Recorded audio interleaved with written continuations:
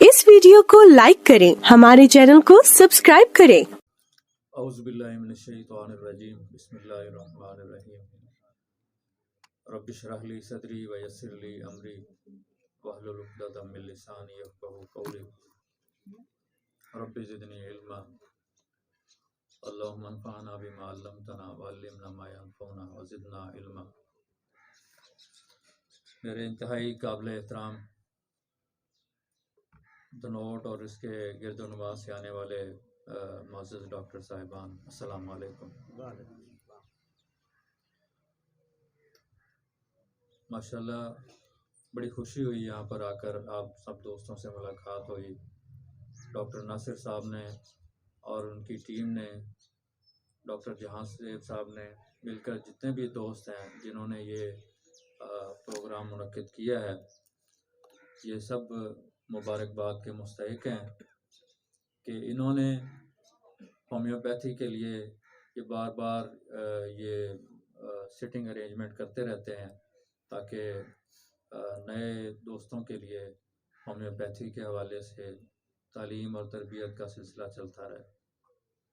और इसके साथ साथ मैं अपने इंतहाई काबिल, अपने इंतहाई बेहतरीन हमारे डॉक्टर रहनुमा डॉक्टर उस्मान गनी साहब, नायब सदर IHMA पाकिस्तान को, और उनके साथ मेरे उस्ताद मोहतरम डॉक्टर मलिक इम्तियाज़ हुसैन साहब को, और मेरे भाई, बड़े भाई, मेरे दोस्त हमेशा मेरे साथ रहते हैं, डॉक्टर शहाब खान साहब, मेरे भाई डॉक्टर नवीद नवाब साहब, इन सब का भी शुक्रगुज़ार हूँ कि इनके साथ जहाँ भी ज़रूरत पड़ती है ये लोग हमेशा हमारे साथ होते हैं और चलते हैं। अल्लाह ताला से दुआ है कि अल्लाह ताला इनकी भी, आप सब दोस्तों की ज़िंदगी दराज फरमाए और हमसे होम्योपैथी के लिए और लोगों के लिए काम लेता रहे। वक़्त भी काफ़ी है और मौजू मुझे कहा गया कि डायबिटीज़ के हवाले से डिस्कस करने का, तो माहिर अमराज़ शुगर तो नहीं हूँ, और वो तो ऐलान किया गया है, लेकिन कुछ मालूमात मैं आपसे शेयर करता हूँ। यकीनन वो सारी चीज़ें आप जानते हैं और एक रिवाइज़ किया जा रहा है आपके सामने, तो मेरी कोशिश ये होगी कि मुख्तसर सी चीज़ें, मोटी मोटी चीज़ें जो इसके मालूमात के हवाले से हैं, जिसका ज़रूर जानना थोड़ा सा ज़रूरी है हमारे लिए शुगर के हवाले से, उनको मैं डिस्कस करूँगा। और उसके बाद अद्वियात के ऊपर मुख्तसर सी डिस्कशन करूँगा, और अद्वियात भी वो जो प्रैक्टिस में इस्तेमाल होती हैं, ना कि वो जो किताबों के पेज के ऊपर ज़्यादातर लिखी गई हैं। शुगर बेसिकली ग्लूकोज का खून की मिकदार में नॉर्मल से ज़्यादा, जो नॉर्मल रेंज है उससे ज़्यादा बढ़ने को डायबिटीज़ कहते हैं। हमारे जिस्म में मुख्तलिफ़ किस्म के गदूद हैं। कुछ ऐसे गदूद हैं जो अपनी सक्रीशन बनाते हैं, रतूबत बनाते हैं, और वो नाली के ज़रिए ब्लड में शामिल होती हैं, जिनको नालीदार गदूद भी कहते हैं। जैसे लिवर है, लिवर की नाली के ज़रिए सक्रीशन शामिल होती है। पित्ता है, नाली के ज़रिए उसकी सक्रीशन शामिल होती है खून में। और दूसरे वो गदूद जिनकी सक्रीशन डायरेक्ट खून में शामिल होती है, यानी उनके लिए उनकी नाली नहीं होती, इसलिए उनको बेनाली गदूद भी कहते हैं, या दूसरे लफ्ज़ों में उनको एंडोक्राइन ग्लैंड्स भी कहते हैं। तो ये जो लबलबा है, ये मुख्तलिफ ऑर्गन्स हैं हमारे जिस्म के अंदर, बेनाली गदूद। ये लबलबा ऐसा गदूद है जिसके अंदर जो दोनों तरह का वर्क करता है, यानी डाइजेस्टिव सिस्टम के अंदर ये जो रतूबत खारिज करता है, जो बाइल के साथ इकट्ठी होकर ड्यूडेनम में खारिज होती है, तो ये इसका एक हिस्सा नालीदार गदूद का काम करता है, जबकि इसके अंदर कुछ सेल ऐसे हैं वो मुख्तलिफ जगह पर हैं, यानी जिस तरह कहते हैं ना जजीरे होते हैं, इसलिए उन सेल्स को कहते हैं आइलेट्स ऑफ लैंगरेंस। लैंगरेंस एक साइंटिस्ट था जिसने वो सेल दरियाफ्त किए थे। वो मुख्तलिफ जगह पर, यानी जैसे समुंदर के बीच में एक जजीरा होता है, इस तरह वो बीच बीच में थोड़े थोड़े सेल होते हैं जो बेनाली गदूद का काम करते हैं। और जो हमारा मौजू है आज शुगर का, उसका ताल्लुक इन्हीं जजीरों के साथ है, आइलेट्स ऑफ लैंगरेंस। इनमें मुख्तलिफ तरह के सेल्स होते हैं, अल्फ़ा सेल्स हैं, बीटा सेल्स हैं। तो ये ज़्यादातर जो कॉमन मशहूर हार्मोन है, ये 3 हार्मोन खारिज करते हैं। आपने सुना होगा जो एंडोक्राइन ग्लैंड्स जो सिक्रीशन खारिज करते हैं उनको हार्मोन कहते हैं, और जो नालीदार गदूद अपनी सिक्रीशन खारिज करते हैं उनको एंजाइम कहते हैं। तो एंजाइम का लफ्ज़ जहाँ भी होगा उससे मुराद ये होगा कि ये नालीदार गदूद से खारिज हो रहे हैं, और हार्मोन जहाँ भी लफ्ज़ इस्तेमाल होगा उसका मतलब ये है कि वो बेनाली गदूद से या एंडोक्राइन ग्लैंड से उनका अखराज होता है। तो 3 तरह के मेजर हार्मोन है जो लबलबा खारिज करता है, उसका वो हिस्सा जो बेनाली गदूद से ताल्लुक़ रखता है। एक तो इंसुलिन आप जानते हैं, और दूसरा ग्लूकेगॉन, और तीसरा सोमेटोस्टेटिन। इंसुलिन का काम ये होता है कि ये जो ग्लूकोज है, यानी जब हम कोई भी चीज़ खाते हैं, खाने के बाद वो अंतड़ियों से जब ब्लड में शामिल होती है तो वो ग्लूकोज की सूरत में शामिल होती है।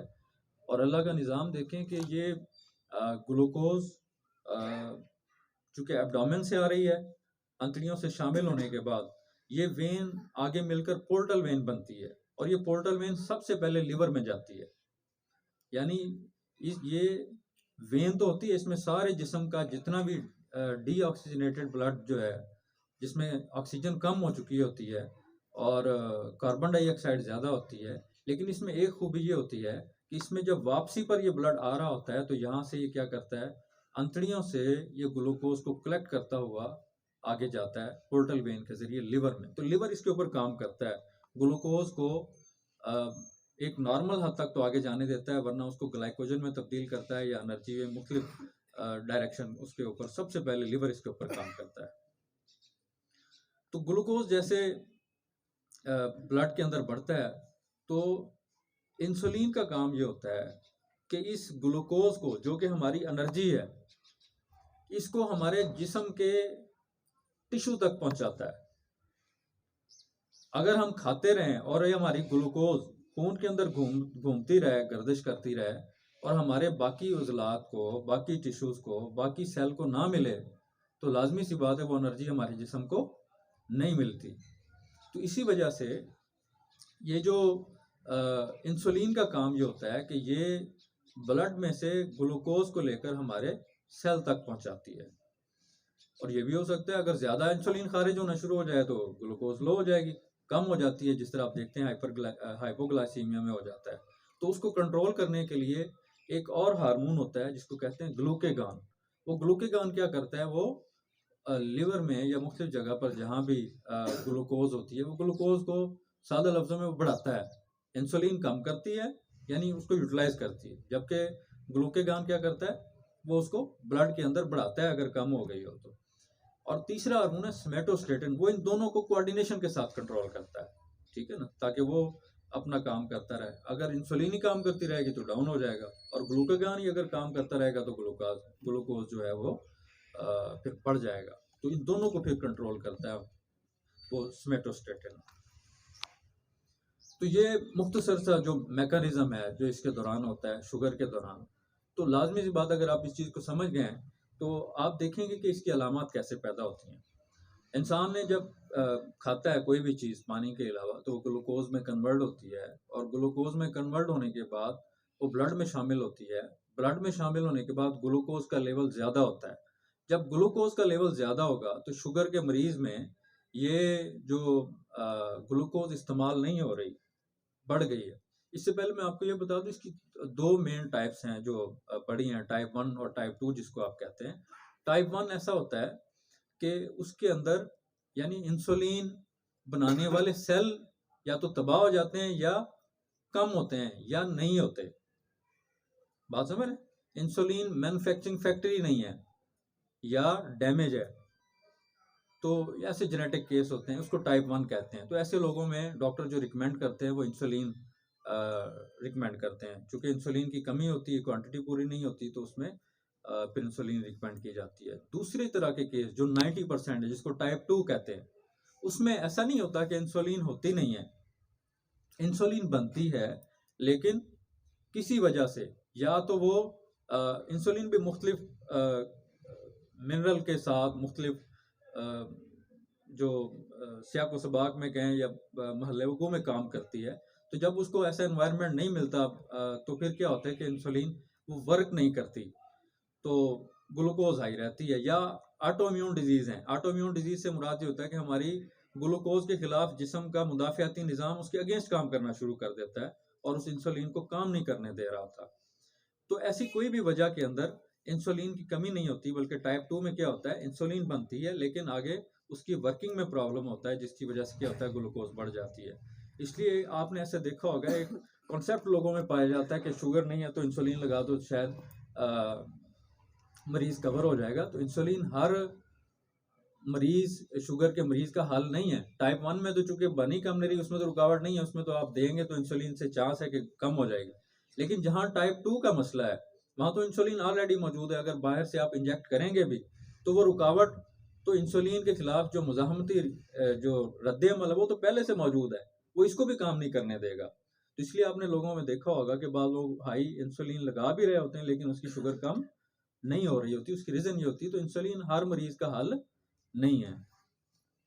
तो जब ग्लूकोज बढ़ती है ब्लड के अंदर, अब बाकी जिस्म का निज़ाम तो ठीक है, तो जिस्म देखता है कि ये बढ़ी हुई जो ग्लूकोज है, शुगर है, ये बाकी जिस्म को नुकसान दे सकती है। तो एक डिफेंस मैकेनिज्म एक्टिव होता है, वो क्या कहता है फिर इसको कि मैनेज तो कर नहीं सक रहा होता, तो उसके पास एक हथियार होता है, वो कहता है इसको बाहर फेंको, इसे खून की नालियों से बाहर आउट करो। उसके लिए उसके पास क्या होता है कि वो पेशाब के ज़रिए, किडनी के ज़रिए उसको बाहर फेंकता है। तो लाजमी सी बात है, उसमें सबसे पहली सिम्टम जो क्रिएट होती है वो क्या होगी, पेशाब कम आएगा या ज़्यादा आएगा? ज़्यादा आएगा। ज़्यादा किस लिए आएगा? ग्लूकोज बार बार चूँकि निकालने की वजह से। जब ग्लूकोज का लेवल बार बार पेशाब जो है आएगा, तो पानी का लेवल जिस्म में बढ़ेगा या कम होगा? कम हो जाएगा। जब पानी का लेवल जिस्म में कम होगा, तो उससे लाजमी सी बात है, जिस्म तो पानी की डिमांड करेगा, वो तो नॉर्मल है बाकी, तो उससे क्या होगा, मुंह खुश्क होगा और इंसान क्या होगा, पानी की डिमांड ज़्यादा करेगा। इसलिए इसकी दूसरी सिम्टम अपीयर होती है, जिसको कहते हैं, यानी पेशाब की भी ज्यादती और उसके बाद प्यास की भी ज्यादती। ग्लूकोज वेस्ट हो रहा है लेकिन जिस्म को नहीं मिल रहा, क्योंकि वो तो काम इंसुलिन ने करना था। तो जब ग्लूकोज वेस्ट हो रहा है, जिस्म को नहीं मिल रहा, इंसान तो खा रहा है, उससे क्या होगा, जिस्म का बाकी निज़ाम जो मैकेनिज्म है वो है तो ठीक है, तो उससे वो क्या करेगा, वो डिमांड करेगा कि मुझे और ग्लूकोज दो, मुझे और खुराक दो। तो मरीज भूख की भी ख्वाहिश करता है, फिर इसी वजह से उसको बार बार खाता है और ग्लूकोज बढ़ती जाती है, पेशाब और ज़्यादा आता जाता है, प्यास और ज़्यादा बढ़ती है। और इस तरीके से ये 3 कॉमन सिम्टम जो इकट्ठी पैदा होती हैं जो शुगर की, कि पेशाब की भी ज़्यादती होती है, प्यास की भी ज़्यादती होती है और भूख की भी ज़्यादती होती है, ये इकट्ठे मरीज़ के अंदर पैदा हो जाती हैं। और ये ज़रूरी नहीं है कि तीनों अलामात, चांस यही होता है, उसके बाद हम टेस्ट करवाते हैं, जिस तरह कॉमनली ग्लूकोज टेस्ट है, और तीसरा एक हीमोग्लोबिन का टेस्ट है, HbA1c 3 मंथ का, अगर आप इकट्ठा करवाना चाहें, उसमें पिछले 3 महीने का जो है उसका ब्लड ग्लूकोज पता लग जाता है, कंफर्म हो जाती है कि मरीज़ को शुगर है या नहीं है, तो उससे आपको पता लग जाएगा। लेकिन कॉमनली ये 3 सिम्टम जिस मरीज़ के अंदर भी हों, तो उसमें शुबा है कि उसको शुगर हो सकती है। उसके बाद जो इसकी आगे खतरनाक चीज़ें, शुगर चलती रहती है, मरीज कंपनसेट कर लेता है, जो इसका सबसे बड़ा प्रॉब्लम है वो इसकी कॉम्प्लिकेशंस है, जो ये पेचीदगियां पैदा करती है। क्यों? क्योंकि ये ग्लूकोज एक तो पूरी ब्लड में लगातार घूम रहा है, दूसरा ब्लड में हाई है लेकिन जिस्म को नहीं मिल रहा, और ग्लूकोज आपकी एनर्जी है, जब ये ब्रेन को नहीं मिलेगा तो उसमें वीकनेस पैदा करेगा, जब ये जिस्म के बाकी अज़ा को नहीं मिलेगा तो तब वीकनेस पैदा करता है। इस वजह से एक दूसरी यानी बहुत सारी चीज़ें इकट्ठी हो जाती हैं। एक तो ये होता है, दूसरा ये होता है कि शुगर की वजह से खून गाढ़ा भी हो जाता है। ग्लूकोज की ज्यादती की वजह से खून गाढ़ा भी हो जाता है, और गाढ़ा होने से क्या होता है, जो दिल के दूर के इलाके हैं, जैसे हाथ है, जैसे पाँव है, आप देखें पंप चलाते हैं तो पंप से जितना दूर होता जाएगा पाइप, वहां प्रेशर कम होगा या ज्यादा होगा? कम हो जाता है। तो इसी तरीके से जो हमारी हाथ है या पाँव है, आपने देखा है शुगर के मरीज ज्यादातर जख्म कहाँ पर होते हैं? हाथों पाँव में होते हैं, सुन्न हो जाते हैं। क्यों? खून गाढ़ा होता है। गाढ़ा होने की वजह से सर्कुलेशन मुअत्तल होती है, सर्कुलेशन मुअत्तल होने की वजह से ग्लूकोज पहले नहीं मिल रही। तो ऐसे सारे सिनेरियो में क्या होता है कि जो रिसेप्टर हैं, आसाब हैं, वो डेड होने लग पड़ते हैं, जिसको कहते हैं न्यूरोपैथी होने लग पड़ी। न्यूरोपैथी से होता है, आपने देखा है कि मरीज का पाँव सुन्न होने लग पड़ते हैं। नेफ्रोपैथी होती है, गुर्दे फेल होने लग पड़ते हैं। रेटिनोपैथी होती है, मरीज की नजर धुंधली होने शुरू हो जाती है। याददाश्त मरीज की कमजोर पड़ने लग जाती है। तो यहाँ आपने इलाज के साथ साथ अगर मरीज की पेचीदगियों को कवर नहीं करेंगे तो मरीज तो आगे जाता जाएगा। शुगर पे तो टाइम लगेगा जितनी अर्जी में, लेकिन अगर उसकी पेचीदगियों को कवर नहीं किया जाएगा तो मरीज जो है अगली कॉम्प्लिकेशन का शिकार हो जाता है। और यहाँ मैं आपको सिर्फ इसकी पेचीदगी के हवाले से, अगर मैं रेमेडीज के हवाले से मैं जिक्र करूँ, अल्लाह ताला ने बड़ी मदद की है। ये चंद एक दवाएं जिसमें आपसे डिस्कस करने जा रहा हूँ, वो ये है, तकरीबन कुछ साल पहले मेरे पास एक केस आया थे, रेनल फेलियर का था। चूंकि शुगर क्या करती है, नेफ्रोपैथी की वजह से गुर्दे फेल हो जाते हैं, ठीक है ना, शुगर में।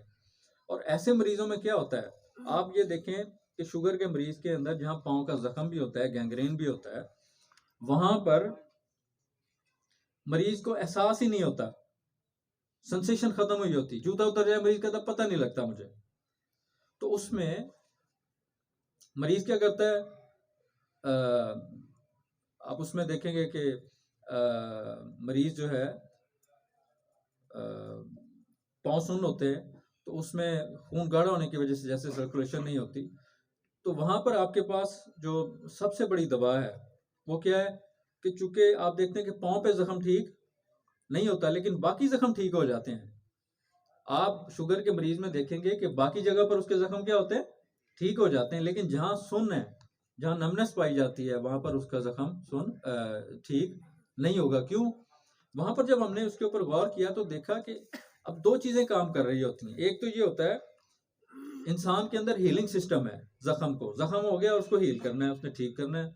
कोई दवा ठीक नहीं करती, जिस्म का निजाम खुद ठीक करता है। तो यहाँ ठीक हो रहा है जख्म, वहां ठीक नहीं हो रहा है, इसका मतलब है हीलिंग सिस्टम तो एक है। तो वहां पर क्या प्रॉब्लम हुआ, इसका मतलब ये हुआ कि वहां पर जो उसके रिसेप्टर डैमेज हो गए थे शुगर की वजह से, न्यूरोपैथी की वजह से, वो मैसेज नहीं दे पाते कि यहाँ जख्म है। जब वो मैसेज नहीं दे पाते तो लाजमी बात है इंसान का डिफेंस मैकेनिज्म एक्टिव नहीं होता और जख्म को ठीक नहीं कर पाता। जब हमने इसके ऊपर गौर किया तो हमने मरीज के अलामात को देखा, तो उसमें दो रेमेडीज, एक तो चींटियों का एहसास आ रहा था उसमें, आप यकीन करें मैं जैसे कह रहा हूं वैसे ही है। इस जहां पर कुरारे कहा जाता है न्यूरोपैथी की सबसे बड़ी दवा, मैं बताता हूँ कास्टिकम से बड़ी दवा कोई नहीं है। कास्टिकम क्या करती है, कास्टिकम इस रिसेप्टर को बहाल करेगी और इस वजह से जब इसका मैसेज जाना बेहतर शुरू होगा तो किडनी काम करना शुरू कर देते हैं।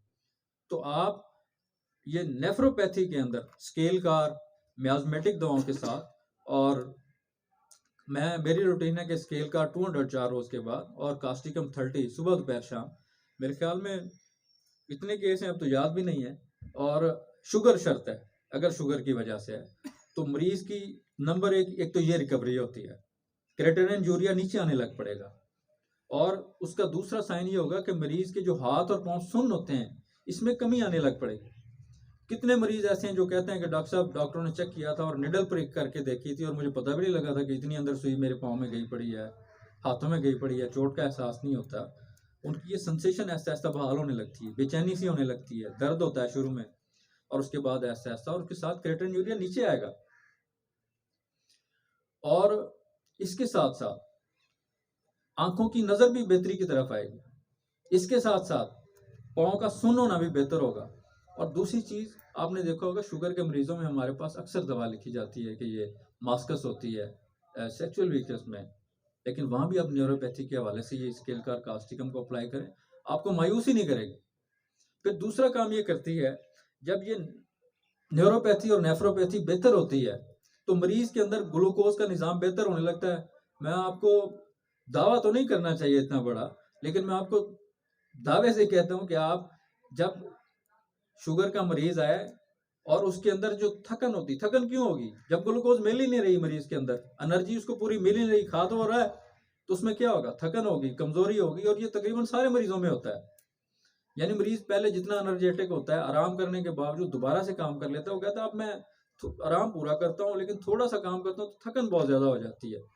यहाँ आप और जितनी भी दवाएं दें, यहाँ सबसे पहले आप इन दवाओं को सोचें, और जब आप देंगे, पहली तब्दीली जो मरीज के अंदर आएगी वो ये कहेगा कि मरीज के अंदर कि अब मेरी एनर्जी पहले से बेहतर है, अब मेरा दिल करता है मैं काम करूं, पहले मैं थक जाता था अब मैं कम थकता हूं। और ये पहली डायरेक्शन है जो मरीज को सेहत की तरफ ले जाएगी। क्यों? कॉम्प्लिकेशन कम होने लगेंगी तो उसके बाद मरीज में बहाली की जो सूरत हाल है वो बेहतर होगी। दूसरी चीज, मियाजमेटिक दवाओं के ऊपर आएंगे। मियाजमेटिक दवाओं के अंदर आप ये देख लें, जो आप रूटीन में मैं उसको बातों को दोहराता नहीं हूँ, आपको पता है कार्सिनोसन में, ट्यूबर और मेडोरिनम में और सिफलिनम में ज़्यादातर ये आएंगे केस आपके पास, कार्सिनोसन, ट्यूबर और साइकोटिक मियाजम के अंदर। तो आप इन मियाजमों को देखने के बाद दवाओं की तरफ आ जाए। अब मैं अमूमी तौर पर आता हूँ कि शुगर में जो ज़्यादा प्रैक्टिस में मुझे जिन दवाओं ने ज़्यादा फ़ायदा दिया है, साजिजियम ने मुझे या तो इस्तेमाल करना नहीं आया, या मुझे नहीं पता वो किस तरह इस्तेमाल होती, मुझे तो ज़िंदगी में कभी, मैंने उसको क्यू में भी दिया, मैंने उसको 3x में भी दिया है, मैंने 30 में भी दिया है, मैंने 200 में, 1M में, CM में, कई साल तक मैं देखता रहा। मैंने कहा सारी किताबें लिख रही हैं, कोई ना कोई बात तो होगी, लेकिन शायद कोई बात होगी मेरी अभी तक मुझे समझ में नहीं आई कि वो कैसे काम करती है। इसी तरह और भी दवाएं, मैं सिर्फ वो डिस्कस करूंगा जिन दवाओं ने मुझे अपनी प्रैक्टिस में फ़ायदा दिया। सबसे ज़्यादा फ़ायदा जिस दवा ने मुझे दिया वो फास्फोरस है। फास्फोरस क्या, उन लोगों के अंदर जिन लोगों में एक खदशा सा हो, धड़का सा हो हर वक्त, शुगर होती है ना, बाद लोग नहीं कहते कोई मसला नहीं जी, बाद लोग परेशान हो जाते हैं, थोड़ा सा मसला परेशान, शुगर हो गई जी, और पता लगा काम से जाना छोड़ दिया उसने, हफ्ता हो गया, तो खौफ कुछ हो जाएगा, ठीक है ना, खौफ हो जाए, कुछ हो जाएगा, अकेला नहीं रहता। फास्फोरस का मरीज अकेला नहीं रहता, हाथ पांव से सेक निकलेगा, खुसूसन हाथों से सेक निकलेगा। प्यास ज्यादा, आप जानते हैं फास्फोरस की अलामत हैं, और आप सब जानते हैं कि ज़्यादातर मीठे की डिज़ायर होती है शुगर के मरीजों की शुरू में होती है, उसके बाद ऐसा ऐसा बल्कि वो भी ख़त्म हो जाती है, तो इसमें मीठे की डिज़ायर नहीं होगी। तो ये फास्फोरस है आपके पास। उसके बाद जो दूसरी बड़ी दवा जिसने फ़ायदा दिया वो है सल्फ़र। सल्फ़र बहुत सारा फ़ायदा देती है।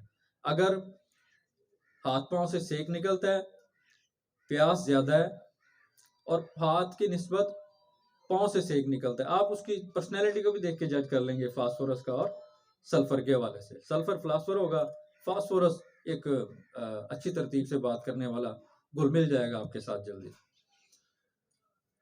लाइकोपोडियम भी बहुत काम करती है, पेशाब बार बार अगर ज्यादा आता है मरीज को, तो आपको लाइको देने के बाद जो पहली तब्दीली आएगी उसका पेशाब जरा नॉर्मल हो जाएगा।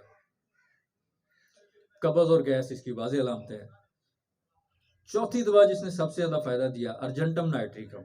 अर्जेंटम नाइट्रिकम में क्या देखेंगे, इसके अंदर भी मैं जो पूछता हूँ, एक तो मरीज इसका भी घबराया हुआ होगा। अगर मैं इसकी पर्सनैलिटी फेस रीडिंग में देखूं तो यहाँ शायद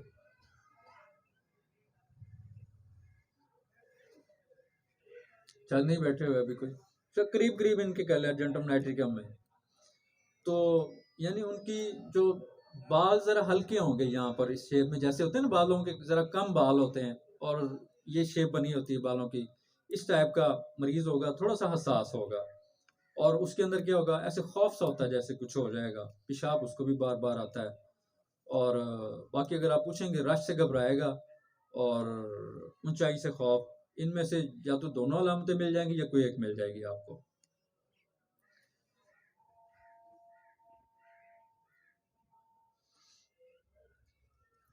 मतलब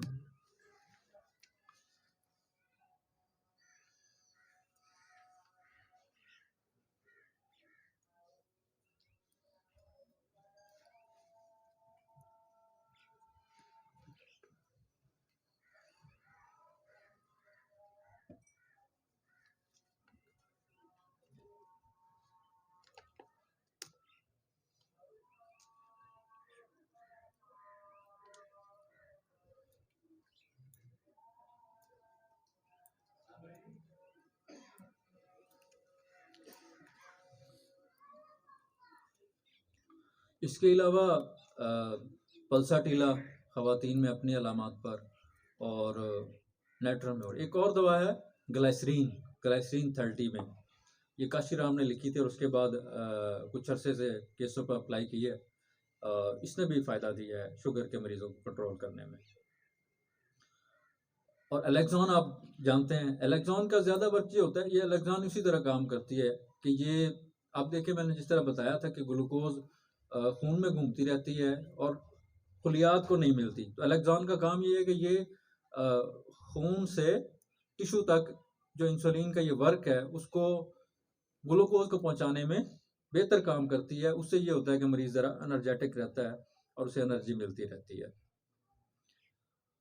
तो मुख्तसर जो दवाएं कॉमनली जो ज़्यादातर इस्तेमाल होती है मैंने आपके साथ शेयर की हैं इस मुख्तसर से वक्त के अंदर। फिर कभी मौका मिला तो इंशाल्लाह ज़रूर आपके पास हाजिर होंगे। अल्लाह ताला खुश रखे जी, आपको ज़िंदगी दे, लंबी ज़िंदगी दे। जज़ाकल्लाह। अस्सलाम वालेकुम।